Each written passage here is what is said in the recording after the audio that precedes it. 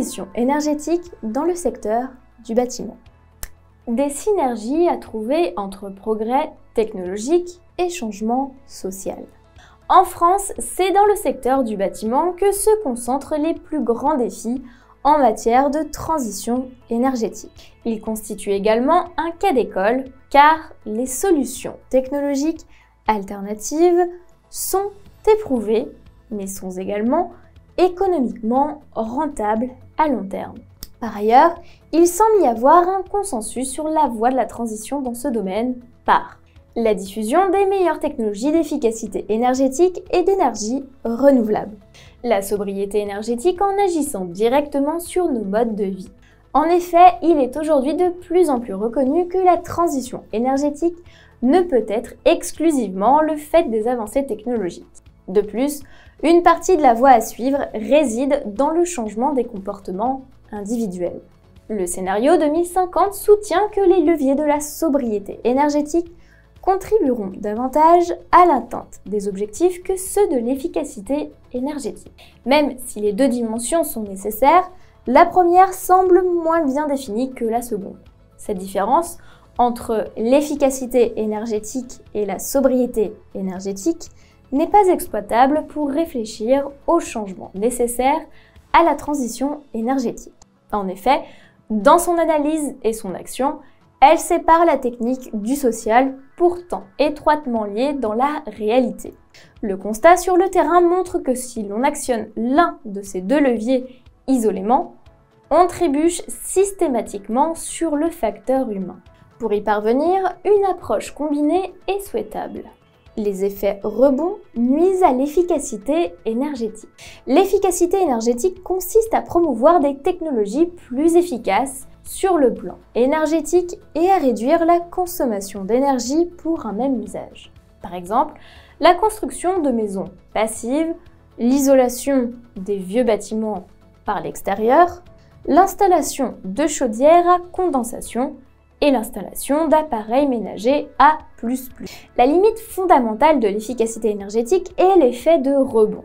Cette expression désigne le phénomène selon lequel la baisse de la consommation due à l'efficacité énergétique est partiellement annulée par des changements parallèles dans le comportement des acteurs. Ce paradoxe a été identifié au niveau macroéconomique dès la révolution industrielle. Mais la portée du phénomène est bien plus large puisqu'on peut l'observer encore aujourd'hui, même à un niveau plus microsocial. Voici 3 exemples.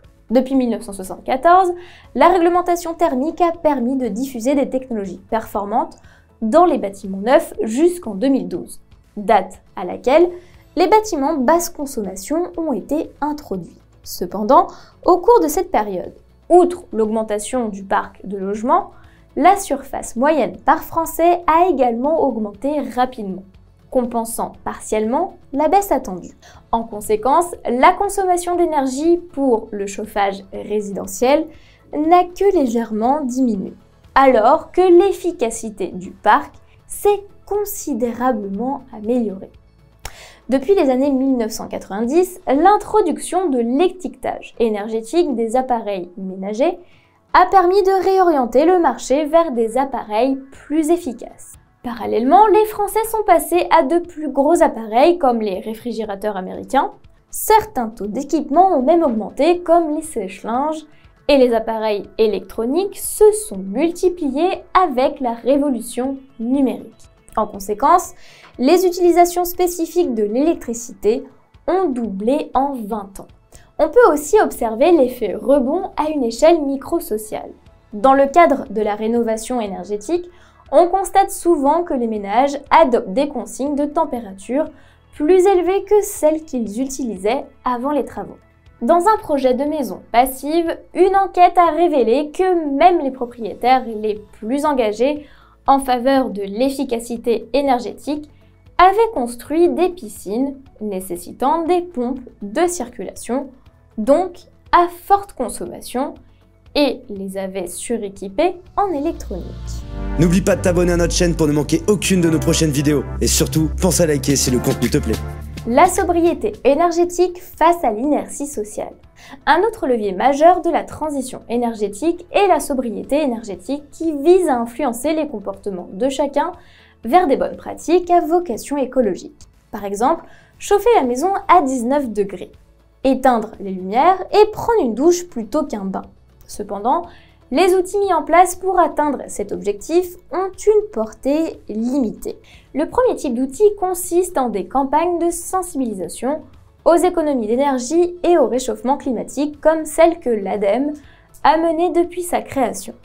Cette démarche porte ses fruits car l'environnement est désormais l'une des principales préoccupations des Français. Cependant, cette sensibilisation accrue ne suffit pas à influencer les pratiques des ménages à grande échelle vers un comportement souhaitable. Nous rencontrons ici une structure anthropologique qui va au-delà des phénomènes environnementaux. L'écart entre les intentions et les actions influence tous les comportements humains.